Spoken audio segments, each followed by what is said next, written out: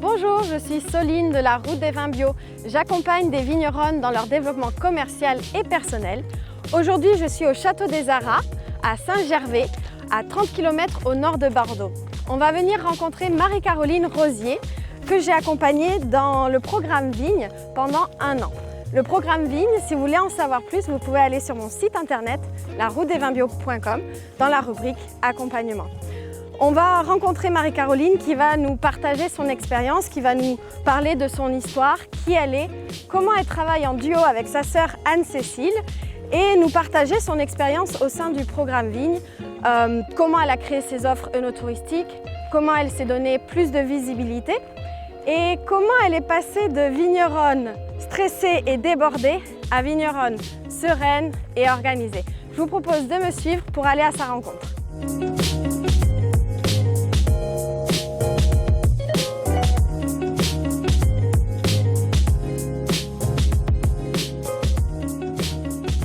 Bonjour Marie-Caroline. Salut Soline, tu vas bien? Ça va et toi? Bah écoute, super. Merci de me recevoir chez toi. Avec grand plaisir, je suis ravie de t'accueillir. Raconte-nous un petit peu l'histoire de ce château, ton histoire familiale, qui tu es et ce que tu fais ici. Ce que je fais et ce qui nous sommes. Du coup, le Château des Arras, c'est une propriété familiale qui est dans notre famille depuis 1899, donc tu vois, ça fait plus de 120 ans. Et c'est une propriété que je co-gère du coup avec ma sœur Anne-Cécile. Anne-Cécile, oui. Donc nous, on est un binôme de 2 sœurs. Et il y a des animaux, hein? ouais, il y a beaucoup d'animaux, tu vois, ça c'est un peu les ambassadeurs de la propriété qu'on retrouve aussi sur nos étiquettes. Ouais. Mais donc pour revenir au Château des Arras, donc ça c'est notre outil de travail. Donc c'est une propriété qui a la particularité d'être à 30 minutes de Bordeaux. Ouais. Et surtout qu'il y a un mur d'enceinte qui fait 3 km. Donc on a autour de nous là, tu vois, on a les bâtiments et autour des bâtiments on a 19 hectares d'un seul tenant. Ok, ça c'est pratique. C'est très pratique. Ça a des avantages et également des inconvénients quand il peut y avoir des temps durs. On ne sait jamais ce que la nature nous réserve, mais voilà. Mais globalement, c'est plutôt un avantage. Mais aujourd'hui, on produit environ 28 hectares sur 28 hectares, qui sont tous sur la commune de Saint-Gervais. Ok. Mais donc ça, tout ce qui est partie vigne, c'est plutôt le domaine Anne-Cécile. Parce qu'elle, c'est vraiment la directrice technique, c'est elle qui va gérer toute la partie vigne, suivi des vignes. C'est elle qui est sur le tracteur aussi. Et c'est elle aussi qui suit toute la partie technique, donc c'est elle qui vinifie. Et donc voilà, et puis moi je suis plutôt sur le côté commercial, œnotourisme. Donc ça c'est vraiment mon dada, c'est un peu pour ça qu'on a travaillé ensemble aussi. C'était pour lancer tous ces projets que j'avais au fond de moi qui étaient éteints et qui attendaient qu'une chose, voilà, c'était de se réaliser. Comme tu vois, on a mis en place du coup notre parcours ludique. Donc ça c'est le point de départ du parcours. Bon, ça c'est un beau projet qui s'est concrétisé. Ouais, c'est un beau projet qui a pris vie grâce à une campagne de crowdfunding en plus. Donc voilà, c'est les gens qui nous suivent qui nous ont aidés à finaliser finalement. Donc c'était top. Super. Mais donc du coup ça c'est une partie. Après moi je fais aussi les dégustations. On fait aussi de l'accueil. On a 3 chambres d'hôtes. 3 chambres d'hôtes, ouais. Que dire de plus? Donc c'est très animé, sur la propriété. Et quelle est votre ambition ici au Château des Arras? Alors le Château des Arras, nos valeurs c'est harmonie, famille, partage. Donc l'harmonie entre les éléments, donc comme tu vois il y a le vivant et puis dans le vivant il y a les humains, il y a les animaux qui sont vraiment nos ambassadeurs. Donc là on voit les chiens mais aussi les chevaux, les poules. Oui. Aussi maintenant l'hiver on accueille des brebis qui viennent pâturer. Donc ils font partie du conservatoire des races d'Aquitaine. D'accord, donc les brebis qui évitent... du coup qui permettent de tondre hein, puis d'enrichir. Ouais. Et c'est surtout c'est une terre d'accueil pour elles parce que l'association n'a pas de terre pour ces animaux. D'accord. Donc la famille c'est à la fois nous mais c'est aussi les amis du Château des Arras, hein, tous ceux qui nous suivent et qui apprécient nos vins. Et le partage, c'est parce que finalement, quand tu produis du vin, tu ne le produis pas pour toi, tu le produis pour les autres, tu le produis pour des moments de convivialité. Le vin, c'est le partage, c'est la définition en soi pour moi. Et donc on travaille pour ça. Et l'idée ici, c'est vraiment de trouver un équilibre où à la fois on fait des vins que nous on aime, mais c'est aussi faire des vins que les consommateurs vont aimer. Donc c'est aussi s'adapter à la demande tout en gardant notre identité. Et puis c'est surtout aussi travailler finalement le plus vert possible, de protéger notre environnement. Donc nous, notre maman était déjà engagée en raisonnée depuis 2003. Nous, on est certifié HVE depuis 2018 et puis on est également en même temps en conversion bio. Donc l'année prochaine, on sera certifié. Super. Et c'est vrai que pour ça, on est toujours dans la recherche de nouvelles méthodes, de nouvelles choses. Donc là, le futur projet, c'est tout ce qui est récupérer les eaux de puits. Oui. Donc voilà, il y a toujours, tous les ans, tu vois, on essaie étape par étape d'avancer, trouver des nouvelles idées. Et puis aussi d'entretenir le vignoble comme il se doit. Donc, tu vois, il y a encore un peu d'herbe, on essaie de travailler un petit peu avec des outils. Voilà. Super. Merci beaucoup pour cette présentation. Mais je t'en prie. On va passer peut-être à l'intérieur pour parler un petit peu du programme Vigne et de l'accompagnement qu'on a fait ensemble. Carrément. Ça te dit? Je crois qu'on a beaucoup à dire. Ok, allez, c'est parti.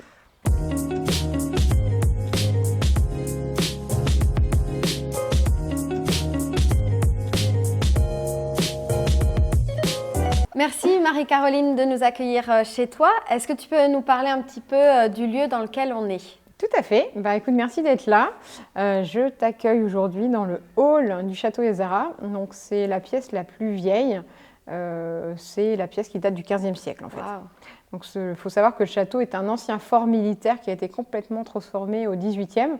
Donc ça, c'est ce qui reste en fait du XVe. Du XVe, ok. Et parle-nous un peu de cette histoire familiale.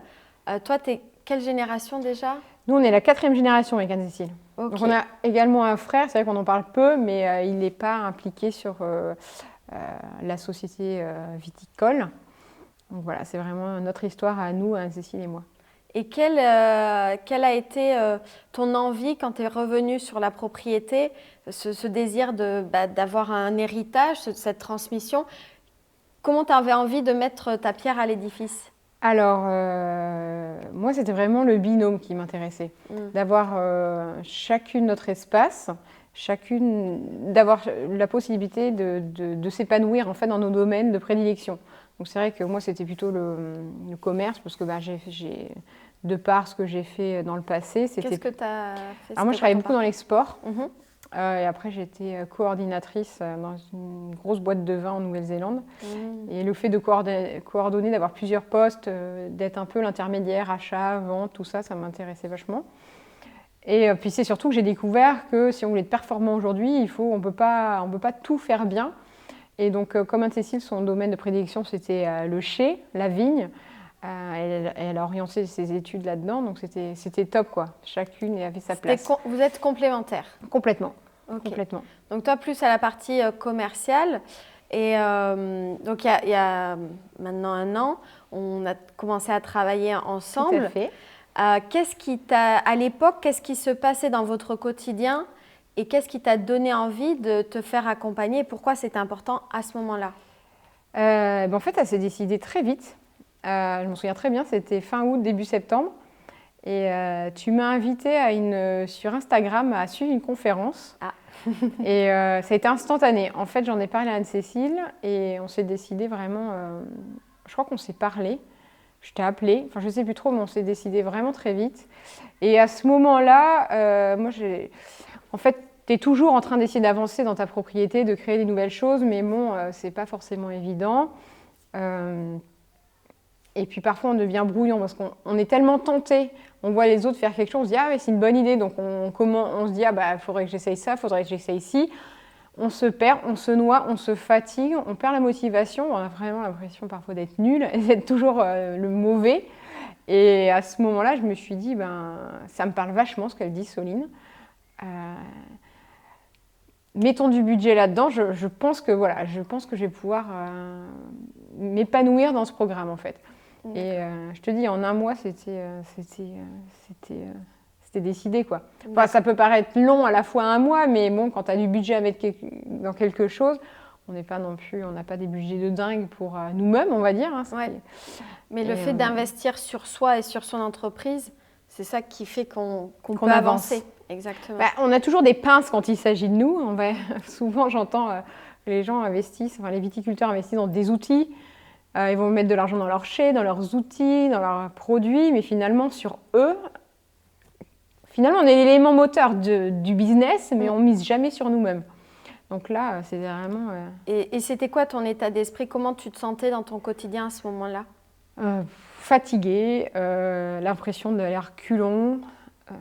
Manque de motivation? Oui, manque de motivation et puis de l'épuisement, tu vois, de toujours être dans le...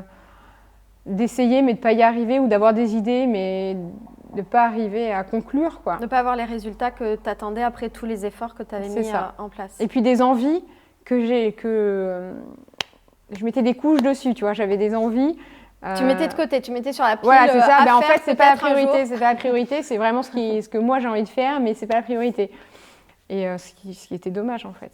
Il vaut mieux faire quelque chose où on y croit, et du coup on va mettre la passion, le temps et l'énergie, plutôt que de se forcer à faire d'autres choses où du coup on est peut-être moins performant parce que c'est pas le truc qui nous drive, quoi.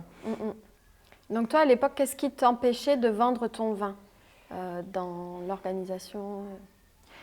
Alors, ce qui m'empêche... Ou ta problématique qui t'empêchait d'avancer ou de faire les choses c'est peut-être de faire trop de choses, finalement, de ne pas se concentrer sur les choses qui me correspondaient, qui nous correspondaient, et aussi d'être cohérent par rapport à l'image qu'on veut donner, par rapport à nos orientations aussi. Voilà, c'était peut-être trop de choses, je dirais. Ton intention, c'était de remettre tes priorités, de prioriser tes priorités à l'époque. Et surtout d'arrêter cette sensation d'être noyé, tu vois, de se dire, tu te réveilles le matin ou tu te couches le soir, tu es oppressé parce que tu dis, ok, j'ai pas fait ci, j'ai pas fait ça. Le matin, tu te réveilles en stress, il faut que je fasse ci, il faut que je fasse ça. Ta liste de tout doux, plus ça va, plus il te faut des pages. Hein. Il n'y a pas assez de cahiers. Voilà, il n'y a pas assez de cahiers et au final, tu fais rien.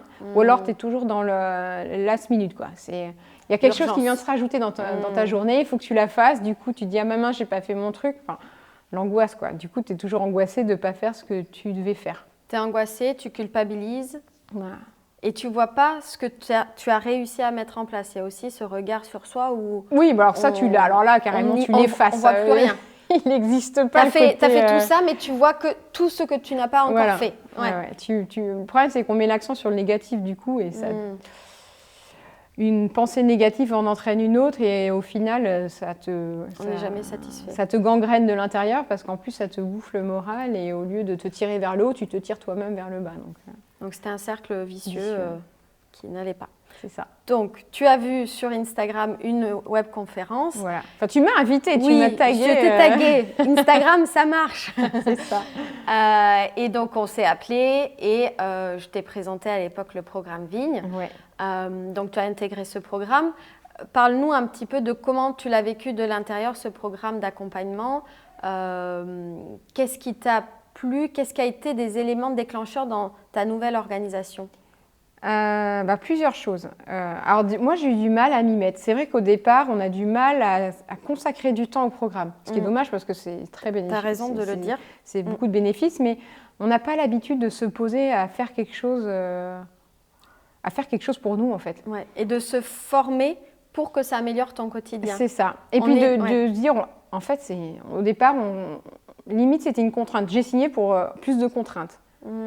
Parce que tu dis, je me rajoute des tâches. Mais finalement, avec l'accompagnement, tu définis tes objectifs. Donc en fait, au lieu de te faire une priorité journalière, en fait, tu te fais des priorités sur un mois, sur 2 semaines. Et du coup, déjà, ça te soulage parce que tu n'es pas obligé d'y penser à l'instant T. Et en fait, ça vient petit à petit. Au bout de 3 mois, déjà, je me suis plus mise dedans. J'ai regardé, il y avait les lives directs. Alors, c'est bien parce que tu étais en avance par rapport à tout ce qu'on vit aujourd'hui à cause de la pandémie où on est imposé aux vidéos. Toi, tu étais déjà en avance. Moi, je faisais déjà des visios. Et il y avait... et qu'on pouvait revoir, donc on pouvait suivre le programme à son rythme aussi. Et c'est au bout de 2-3 mois où je suis rentrée vraiment dedans et puis je me suis plus posée. Par contre, j'étais hyper assidue. Les exercices que tu donnes, tout ça, je les ai faits. J'avais un un classeur dédié où j'écrivais tout. Et ce qui m'a fait du bien au départ, c'était vraiment de poser tout, parce que le programme, il est vraiment dédié pour le no-tourisme, enfin en tout cas dans mon cas, c'était vraiment l'objectif. Et moi, c'est un truc que j'avais en moi depuis 2-3 ans. Tu vois, j'avais tout dans ma tête, et là de le poser, de me dire, ok, mon objectif, c'est ça, quoi. De reclarifier ce qui était important pour toi et d'agir au quotidien vers ces actions-là. Et d'oser le faire surtout. De passer à l'action. De passer à l'action. De se dire, en fait, c'est pas une idée idiote, et c'est tout à fait faisable, et au contraire, c'est peut-être même une super idée, quoi. Et donc, tu t'es organisé comment? Est-ce que ça a été... qu'est-ce que tu as mis en place pour pouvoir justement, dans ton quotidien, y consacrer du temps? Est-ce qu'il y a eu un outil, des choses qui t'ont permis de clarifier cette pensée, d'y voir un peu plus clair? En fait, je ne vais pas forcément réorganiser ma semaine, mais au lieu de me dire c'est pas ma priorité, finalement j'en ai fait aussi une priorité. De dire à un moment donné, tu poses ton temps, ce temps il est là, il est incompressible, il est pour toi, pour cette formation. Et à un moment donné, il faut avancer. Mais voilà, faut arrêter de se dire que tout est plus important, une tâche est toujours plus importante que l'autre, quoi.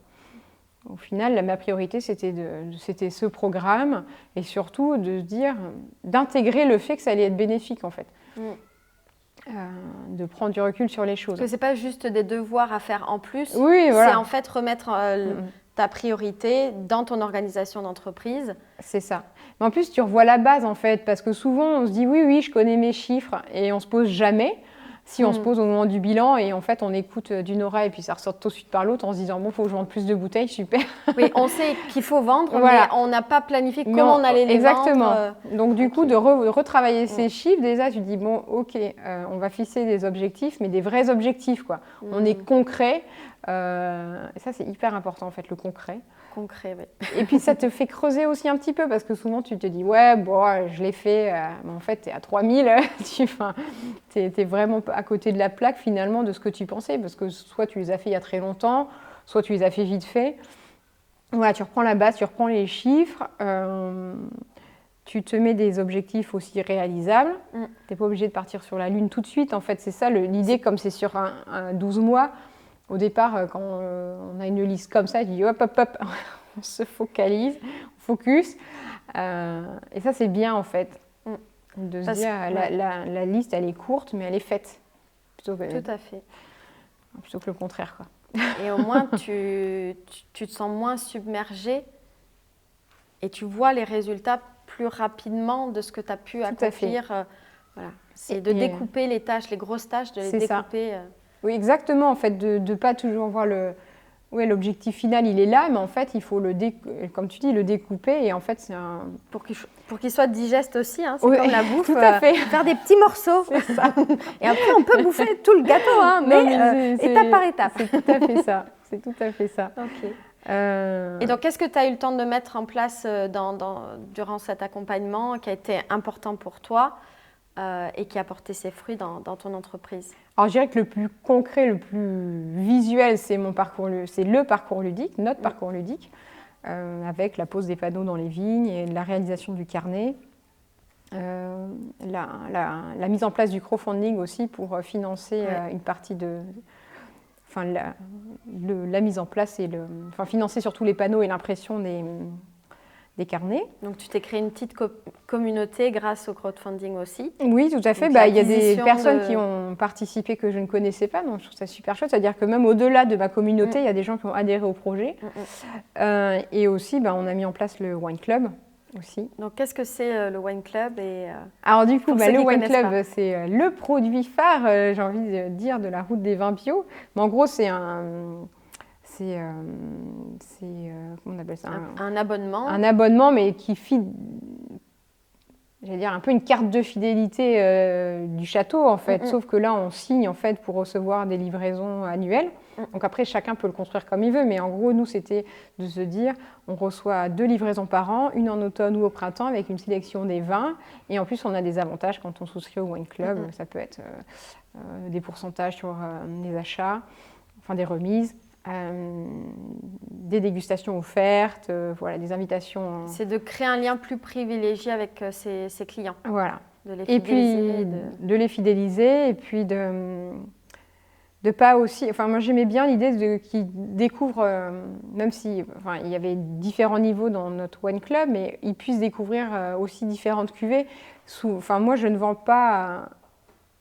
Si j'expédie, je ne vends pas par 3 par exemple, ou j'évite de panacher. Parce que de grossir un petit peu les commandes. Voilà, c'est grossir les commandes et surtout leur offrir quelque chose de différent de ce que je faisais d'habitude. De panacher des bouteilles, alors que d'habitude j'encourage plutôt à la vente au carton parce que ça demande beaucoup plus de préparation.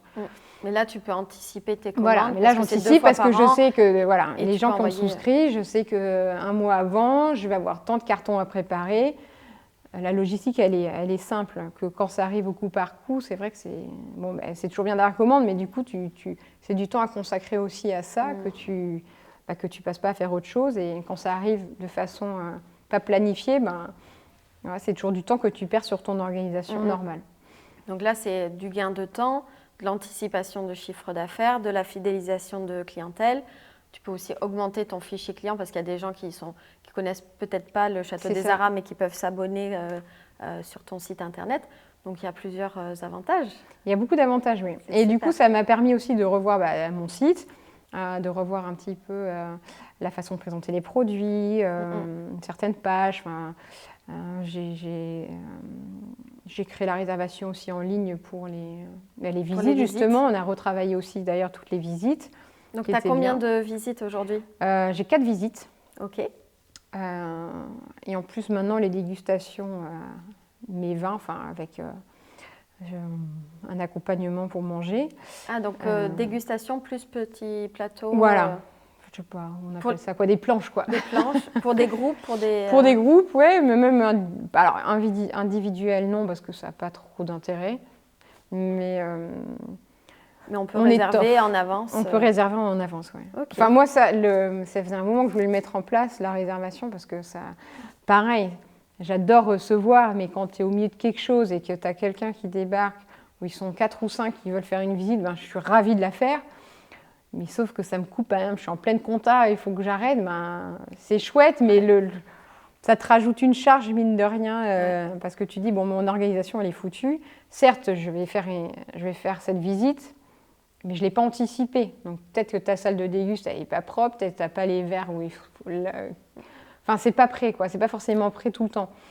Donc là, j'essaye vraiment que... Voilà, j'ai mis cet outil pour essayer d'avoir en amont des réservations. Teresa, et d'être prête.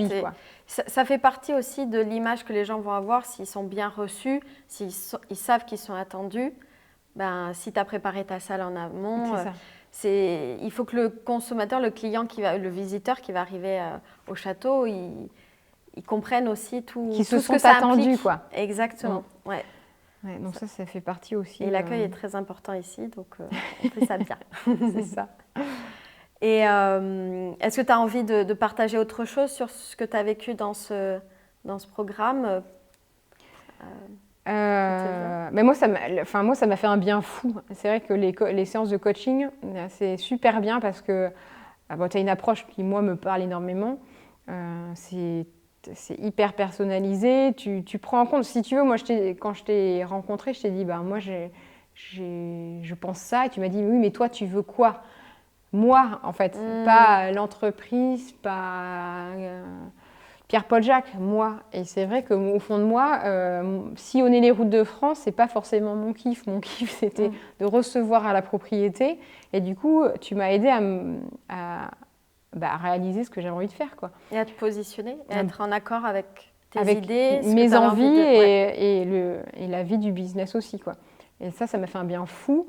Ce que j'ai beaucoup aimé aussi, c'est les échanges avec tes membres. Les autres vignerons. Avec les autres vignerons, c'était super. Ça fait beaucoup de bien parce qu'en fait, certes, on se croise de temps en temps, mais on est quand même beaucoup chez soi quand on est vigneron. Et là, de se dire, on se retrouve tous, il y avait une super dynamique et puis on s'aperçoit finalement on a les mêmes problématiques. On s'entraide, puis d'écouter les autres, on se dit « Ah, mais tiens, c'est pas idiot, il y a des idées à prendre, il y a un échange, ça fuse. » Tu ressors de là, tu es boosté 8000. C'est vrai que ça fait du bien. Et, non, mais ça te donne énormément d'énergie. Et puis, c'est un cercle vertueux, en fait. Tu vois, moi, j'ai vu progresser d'autres vignerons en même temps que moi. Et tu veux de voir que d'autres s'épanouissaient autant, bah, ça fait aussi du bien. Enfin, moi, je pense que le positif amène le positif, en fait. Et le chat, après, c'est vrai, le groupe WhatsApp, on a un petit groupe, c'est sympa aussi, parce que de temps en temps, un petit coup de boost. Le partage des réussites, moi, c'est un truc que j'aimais beaucoup. Ouais. C'est vrai qu'au départ, on n'ose pas, et puis finalement, tu dis, ah, c'est cool, bah, ça donne aussi envie, toi, d'avancer. Ça booste les autres. Elles se disent, ah, bah, elle a réussi, pourquoi pas moi Ah, bah, tiens, ça marche, bah, je vais essayer. Ça inspire. C'est ça. Et puis, je trouve que c'est bien, cette image à la fois collectif, mais en même temps, tu es focus sur tes objectifs parce que... Alors, je veux pas faire une généralité, mais on dit souvent le français, et on est un peu sur nous-mêmes, un peu égocentrique. Et dans le Bordelais, on nous entend beaucoup se dire on se tire les uns les autres dans les pattes, tout ça.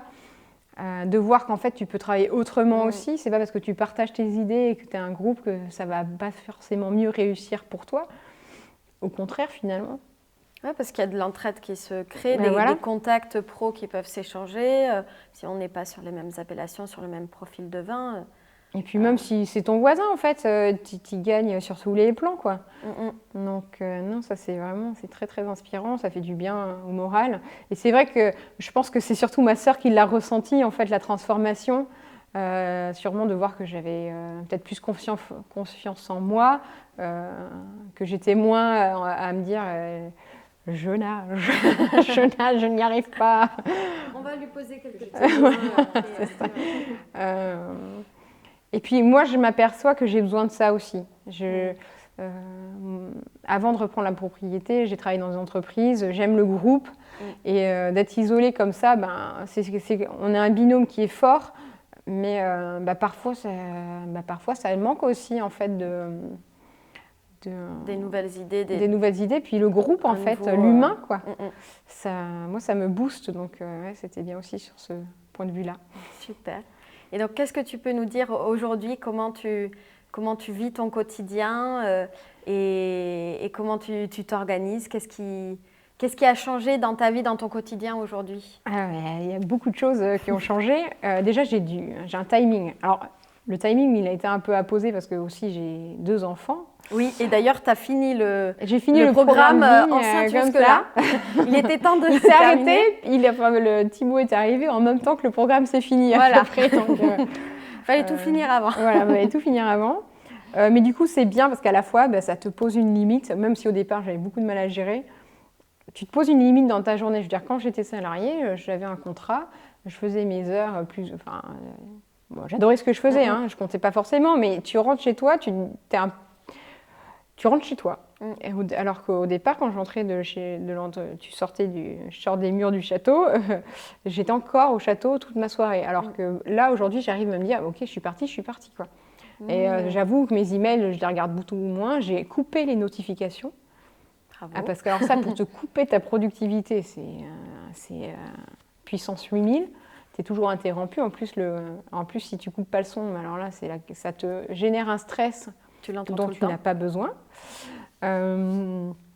Et puis, j'ai envie de dire, il n'y a pas de tabou, quoi. Alors, c'est un truc que j'ai énormément aimé chez toi, c'est qu'on parle d'argent. Alors, c'est peut-être pas bien élevé, je sais pas, mais au moins on met des mots. Ça dépend si on a envie d'en avoir.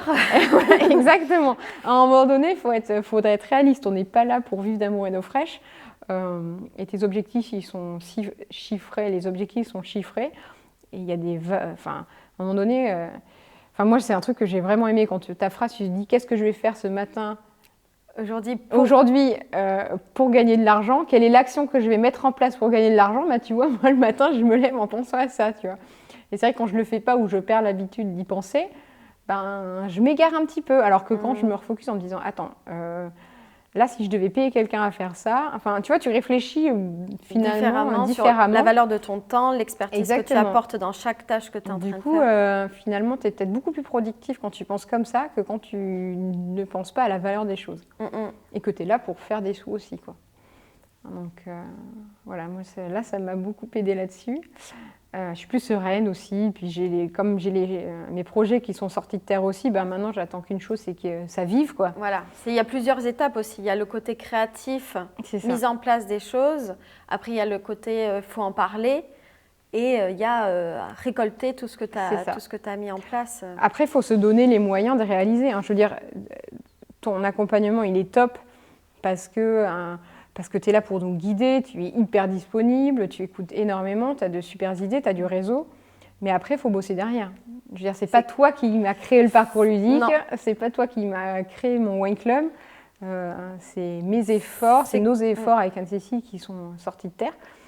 Et toi, tu es juste là pour, en gros, tu es la petite main sur l'épaule qui te dit « vas-y, tu vas y arriver ». C'est un coach. C'est un coach. Un coach sportif, il ne va pas faire les pompes à ta place. Hein. Exactement. Si tu veux te muscler. Mais en fait, c'est muscler sa capacité à réussir, muscler sa capacité à générer son chiffre d'affaires en autonomie. C'est ça. Je suis juste là pour vous aider dans ce que vous savez faire et l'amplifier. Pour que vous soyez plus serein dans la commercialisation de vos vins et autonome surtout. Mais c'est vrai que si je devais mettre un mot en avant, c'est la sérénité, quoi. Super.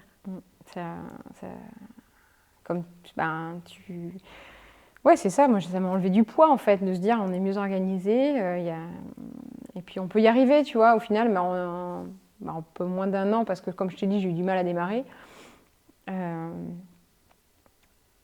Puis j'étais à moitié dans les vinifs aussi au départ. Oui, parce que ta sœur, elle aussi a eu un bébé à ce moment-là, au démarrage. Quand j'ai commencé le programme Vigne, du coup j'ai fait les vinifs et elle est revenue après.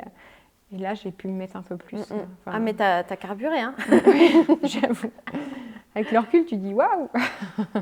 Et tu m'as partagé que tu avais mis en place des choses pour rester sereine et être bien dans ton quotidien. Qu'est-ce que tu fais aujourd'hui que tu ne faisais pas avant, qui te détend Alors, j'ai un petit kiff. Oui. Je fais un massage par mois à domicile. Ah, bien. Écoute, alors, l'idée au départ, c'était de le faire venir pour mes chambres d'hôtes, d'associer ça aux personnes qui viennent, qui puissent réserver un moment de détente. Et puis, en fait, à un moment donné, j'ai vu le tarif et j'ai fait, mais c'est absolument pas déconnant que je fasse ça une fois par mois. Et donc ça, c'est vraiment le temps que je suis sûre, tu vois, qui est bloqué, où personne ne va venir me déranger.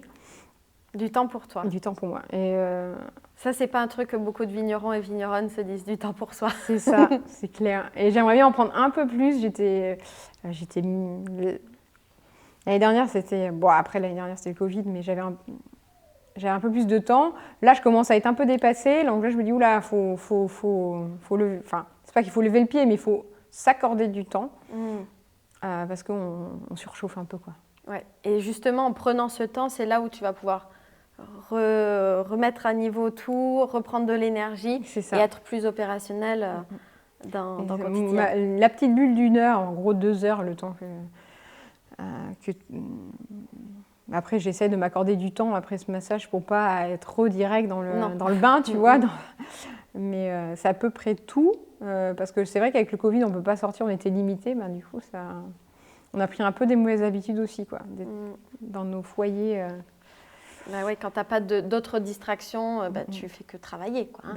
C'est ça, surtout quand tu es entouré de tes vignes, si tu veux. Oui. Il y a toujours un truc à faire. Il y a toujours un truc à faire. Donc, il faut se l'imposer, ce temps pour soi et dire, bon, ben là, j'ai fini le bureau et je passe à ma vie de famille, de maman, et de mettre un peu plus de cadre. Ouais.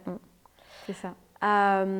Pour conclure cet entretien, cette entrevue, qu'est-ce que tu pourrais dire à quelqu'un qui regarde cette vidéo, qui se sent peut-être comme tu étais il y a un an, un peu débordé, essoufflé, fatigué de son quotidien et qui aimerait justement être plus serein dans son quotidien, qui aimerait retrouver une autonomie dans la commercialisation de ses vins, qu'est-ce que tu lui dirais ?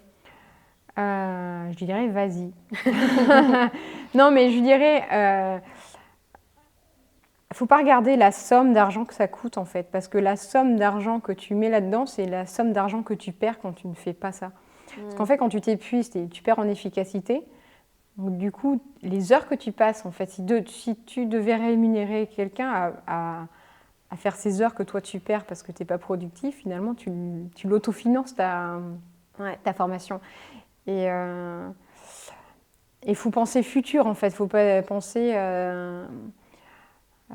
épanouissement. L'épanouissement personnel va aller avec l'épanouissement de sa propriété en fait. Exactement. Donc oui, je dirais fonce. Fonce et pas penser chiffres, Des fois, penser investissement en fait, il ne faut pas dépenser, faut pas penser dépenses, charges, il faut penser investissement. Et retour sur investissement. Voilà. Super. Mais merci beaucoup Marie-Caroline. Avec grand plaisir Soline, tu sais que je suis une grande fan du coup.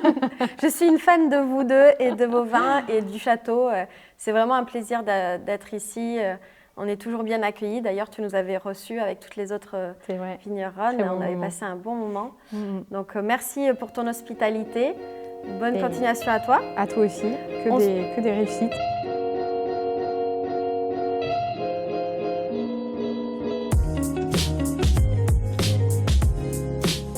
On termine cette belle journée au Château des Arras. Vous en savez un peu plus sur le programme Vigne. Pour aller plus loin, vous pouvez aller dans la rubrique accompagnement sur mon site internet laroutedesvinsbio.com. Et si vous voulez passer à l'action dès maintenant, je vous ai préparé une formation gratuite, les 5 règles d'or pour augmenter votre fichier client. Elle est téléchargeable sur mon site internet. Alors à tout de suite si vous souhaitez passer à l'action.